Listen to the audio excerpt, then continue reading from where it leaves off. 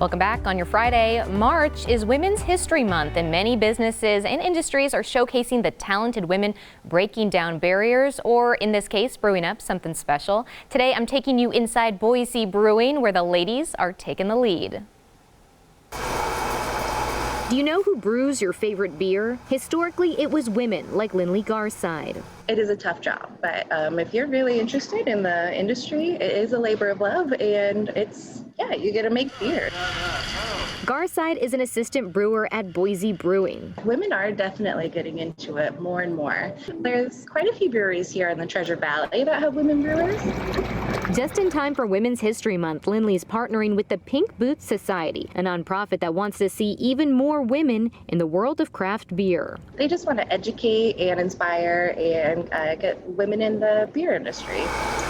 But creating a new brew isn't an overnight endeavor. Today we're making a beer made out of just those hops. I caught up with Garside in the early hours of March 8th, also International Women's Day, as she started the process, which will take weeks to complete.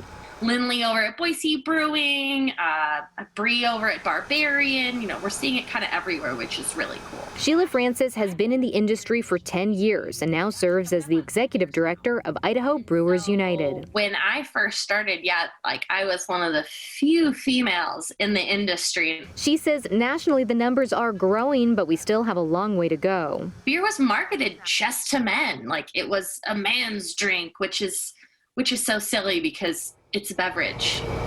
According to 2019 data from the Brewers Association, only 7.5% of U.S. breweries employ a female in a brewmaster role. They're to bring something different to the table, and maybe it's a new beer recipe that they're like, what if we add this or do this?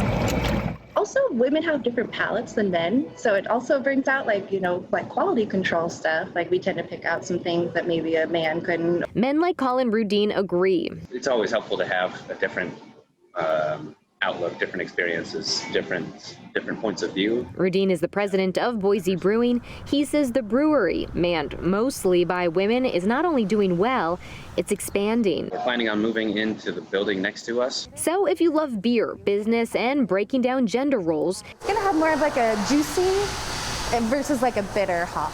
these industry insiders say, hop to it. Man, I'd say just go for it. You might be one of the few females in the room, but you deserve it. Why not?